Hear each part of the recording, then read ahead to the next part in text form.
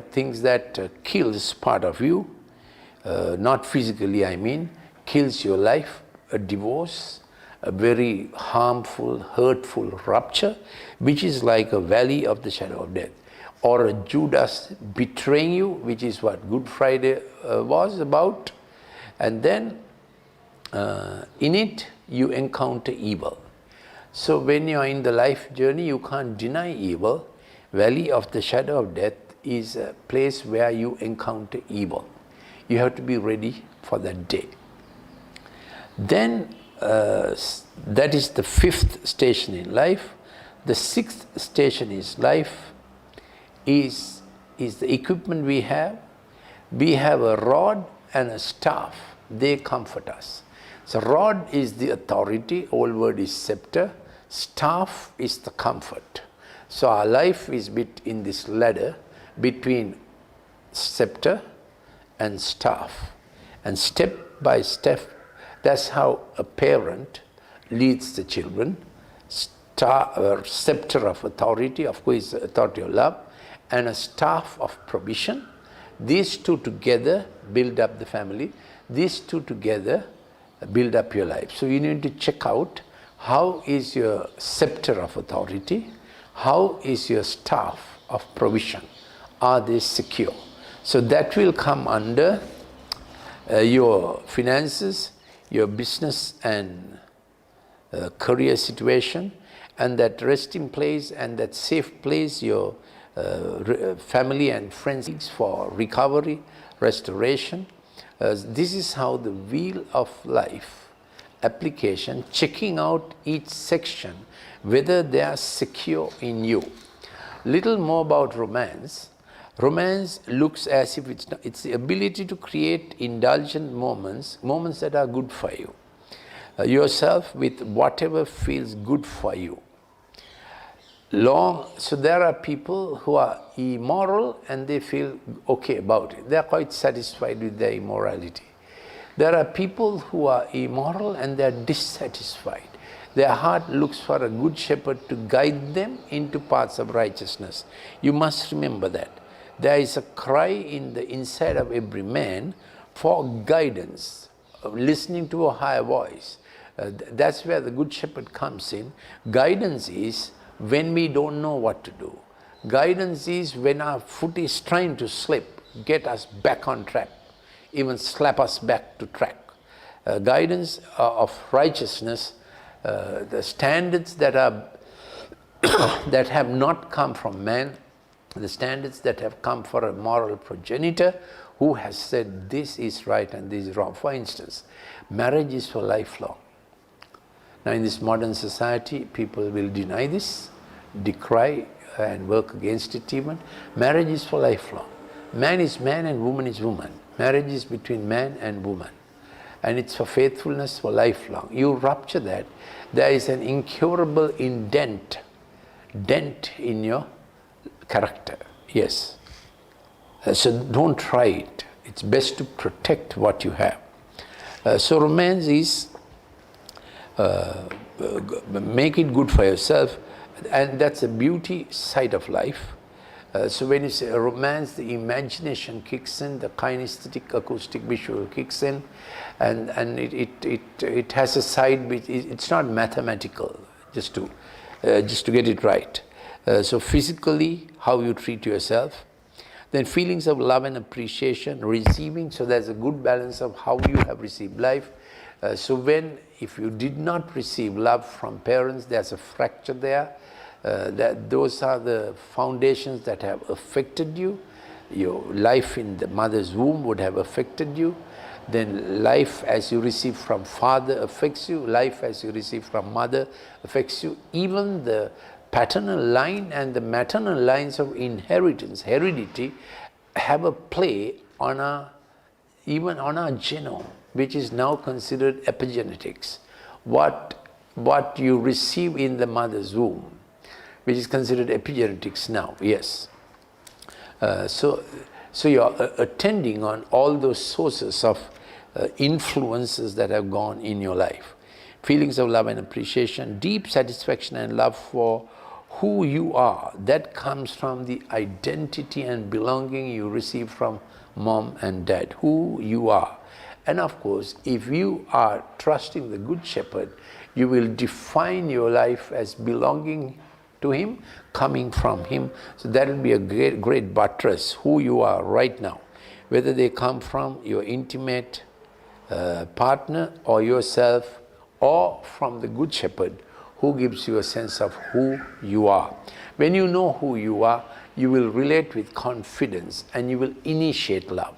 When you don't know who you are, you are waiting to receive, and you can become exploited, you can be abused, you can become a victim, because you don't know who you are and you don't know to initiate love, and you automatically you come to the receiving end of love. So even in a husband-wife relationship, both initiate love, commence to each other. It is an equal relationship. Love and romance with your loved one, quality time, quality conversation, getting the emotional and physical connection that you need, meeting your love language fully. All this goes on to making romance. So I stopped at the point in placements of life. I'll redo this. Situation of I shall not want. 2, placement of green pastures, and you are rested and lying down. No struggle, no competition, no survival for existence. 3, you are being led into the better opportunities. I'm suggesting to you, if there's a Good Shepherd in your life, that would be a wonderful help and enhancement, to be led into the next best opportunity that is there in your life. That is also a necessary experience. The 4th station in life is a place of restoration for your soul. So I have to insist that the material side of life is not the only side of life. There's a restoration, place of restoration. That I explained to you. When you had a dip, there's a hand that picks you up. Whether you ask or not, the Good Shepherd picks you up. If you begin to recognize this, it would be good. He can do it with your volition, with your cooperation. Anyway, he will do that. So recognize the dips you have had and check out, am I fully restored? Are there hurts and injuries, scars and wounds, abrasions, contusions, lacerations, I'm using medical language, even incisions, Judas actions in the lives of people? They need restoration, a safe place for restoration. So in your, we did this, in your wheel of life, in the 8 stations of life, 8 sections of life, you need a place for recuperation and recovery. You need to already have it in your relationships, yes. Because you can't find them when you get into trouble, yeah. In trouble, generally people depart from you, yes. When you become smelly, no one wants to stay with you. When you're famous and aromatic, many people like to say, I know you, yeah, I know him. So this is about restoration. Then this very important placement in life, that is the 4th one, the guidance into paths of righteousness. Guidance into paths of righteousness. So the guidance and the paths of righteousness inviolate, and that guidance will be quite contrary to your conscience at times, because your conscience, there's a very nice Sinhala saying, that is, your conscience can dictate to you what you like. Yeah. Your conscience can get, what shall I say, modulated, modified into agreeing with you when you have done it wrong. Conscience is a good thing, but it can get modified, it can get influenced to do the thing you want to do. Yeah, that's why you need a guidance in paths of righteousness. Then the 5th one we did was the valley of the shadow of death, where you encounter evil. So evil is a reality of life. You can't dodge it, it will come at you in some way. It may be political evil, it may be sociological evil, it may be financial evil, it will come at you. Yeah. So it may be the evil of fake science that is rampant nowadays. I despair almost. I am very disheartened how fake science has taken over the lives of the people, because people made science people made God out of science. So much is dependent on science. And when science goes fake, so many things go fake. That's where it is. The 70-year-old professors are not heard, their publications are not admitted, the medical journals are prejudiced in one direction only, a differing view is not entertained. That's where science has gone. This is why when evil gets systematized, you would have heard this language, but this little passage, this is called Psalm 23. This little passage has all these things in one place. That's why this is tremendous wisdom, unusual wisdom. Yes, so this is about evil, and then to tackle that, you have a rod and you have a staff. That is the authority in your life. So if you are married, the marital authority, what you build together, authority. Marriage has authority, authority of life. You can't crook it. It can't become crooked. And then you have the staff of provision and comfort, consideration, I might even say conciliation and consensus, and between that the steps for a family to grow. Never give up on these two things: authority and consideration. Authority and consideration. Your children must hear it, you each other must hear it. Authority and consideration. This applies even for the work field. The steps of life are between these two inviolate facts or equipment. Then we come to the sixth station in life. You prepare a table before me in the presence of my enemies. So enemies. So whether you are extremely good, you will have enemies. People at certain stages of life, your life career, your walk, those who are determined to scuttle you, those who are determined to stop you for whatever reason. So enemies are a fact of life. You know what Good Friday is, that one perfect human life, how many enemies came at him, and that good life made so many people uncomfortable. They said, we have to do him to death. And in the process, not only political leaders, religious leaders were the ones who started the process, isn't it? So that's it. So this is about the enemies, but the provision is this: in the present, you will always have them. So but now I'm at the seventh station, is how you deal with your enemies. We have a resounding word: Father, forgive them for what they don't know what they do. You don't return offense for offense. You have to have this talk is not mainly about handling enemies. This talk is about the 8 stations of life and the 8 parts in the wheel of life. So this is about enemies. Then we will do some other sessions about enmity and anger and things like that. 8th station of life is the table. What does it say? You prepare a table before me. Yes, this table is your life play. In this table will be your life relationships. At a certain stage, you may be second in command or even more junior. At a certain stage, you might be at the head of the table in your station of life now. So this table has the players in your life. Be certain who the players in your life are. Don't shift their chairs. People who walk to great heights know their table of life. That involves people in relational strength. 2, it involves your provision mandate. It will involve your management mandate also. So know your table of life. Who belongs in this table? Don't ask any and everybody to come there.